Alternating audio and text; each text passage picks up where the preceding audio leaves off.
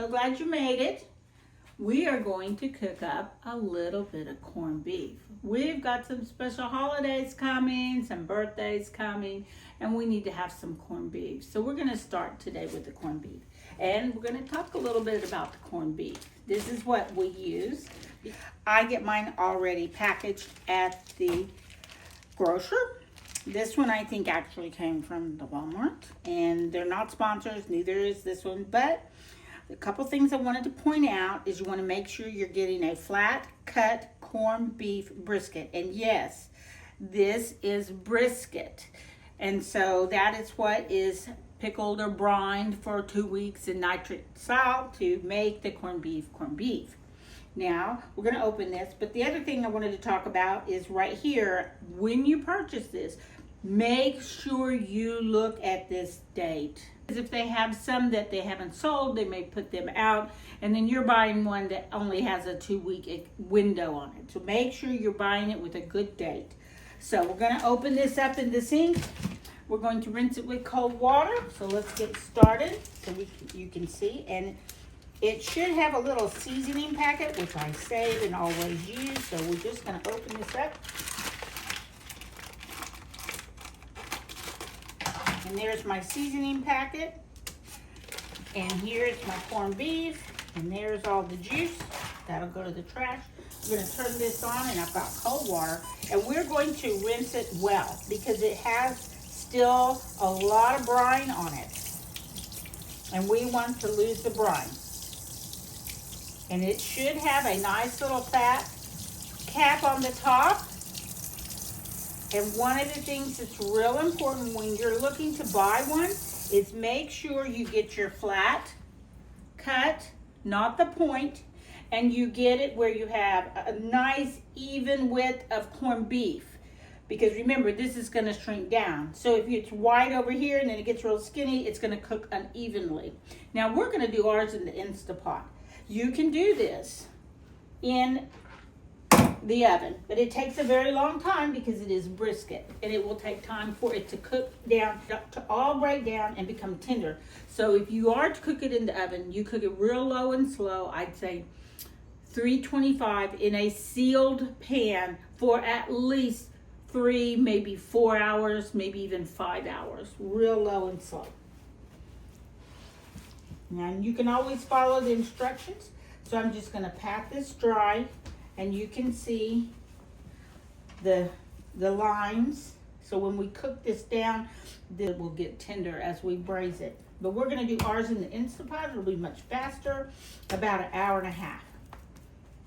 So I got it all patted dry. And now we're going to go to the prep table and get everything ready to put in the Insta Pot. And don't forget your pickling spice. And basically that's what it is. It's just pickling spice. It has mustard seeds in it, and dill and oregano and a little caraway, all kinds of things. And I do use this. I put it in the Insta Pot, and I will be adding some other secret ingredients. You just open it, and it all goes in the Insta Pot. So now we're ready to go to the prep table. So we got our corned beef here. We got our seasoning. And here we've got a bay leaf and also a Guinness Stout. Now this is what I will use in place of stock or broth or water. And the other thing I wanted to talk about, since it is St. Patty's Day, and we are doing this for St. Patty's Day, I want to use the original stout. So you want to make sure you get the Guinness Stout Foreign Extra Stout. That's the one you want. And we're going to pour it in there when we get this corned beef into the Insta Pot. So here's our pot. Mine is not the big one, so I have to literally cut mine in half, which is okay. So I'm going to cut it straight down the middle, and I'm not trimming any of the fat off. It's going straight in. Here's the other half going straight in. And now we're going to sprinkle in our seasoning. And just because I like bay leaf, I'm going to add 2 little bay leaves in there. 2. And now we're going to add our Guinness.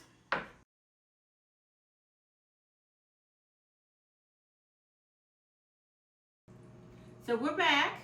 Our corned beef has been in the Insta Pot for 1 hour and 20 minutes with about 15 minutes slow release time. So we're ready to take it out and take a look at it, see how it looks. Our big unveiling here. Over this way. Now you can set this on here, but I'm not going to. I'm going to just set it back here out of the way. So, a little butter. And I want you to see, remember we had to cut this so that it would fit in the Insta Pot. This is how much it has shrunk down to this portion. So there we go.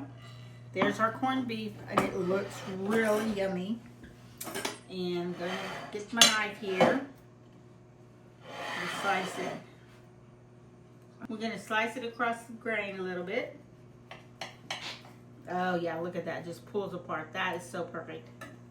So now we are going to cook up our potatoes. But before we do that, we're going to take out the Guinness broth here. And I'm going to put it into my gravy strainer. And hopefully I'm not going to spill it all over, which I just did. I'll leave a little bit in the bottom of the Insta Pot. So I have a little bit in there, and there's one little chunk of beef that I want to take out. And everything else. Now, this will just sit for a minute. Now our veggies are going in. I've got this is a huge cabbage, so I only put half of it in there. So it goes in. And then we've got 8 potatoes I put in half. They're going in, so everything goes in.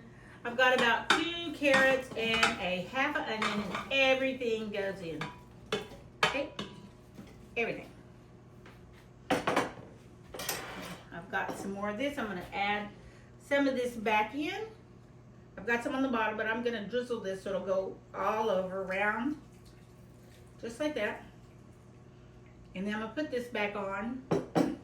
And because we're so full, I'm going to run this for about 8 minutes on high pressure.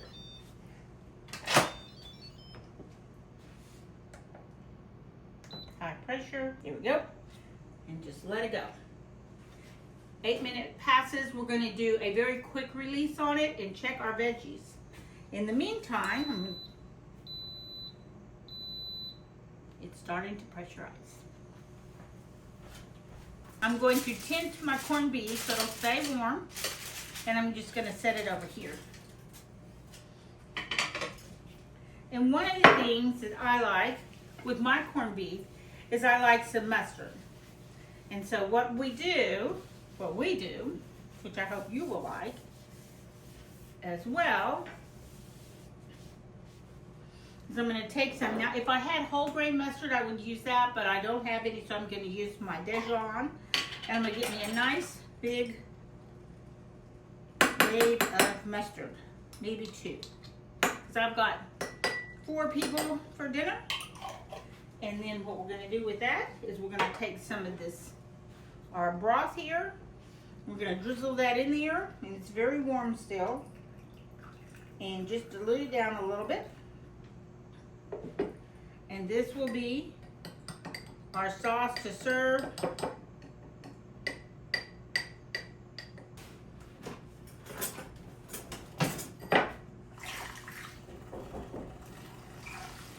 So our sauce is really spicy.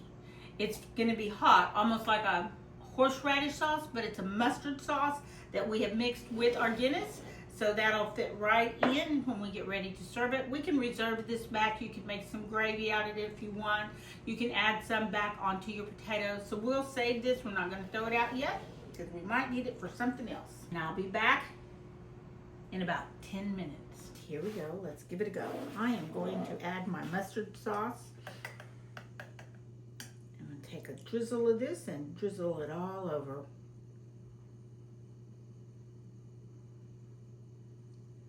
And you can make more if you need to. And then I'm going to give me a bite. corned beef. Look how tender that is, just falls apart. I want a piece of cabbage.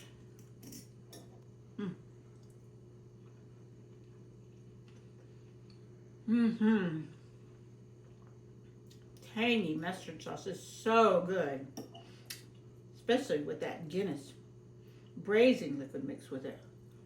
And it did not turn out salty. It's perfect. You can do this. Enjoy. See you next week. Bye.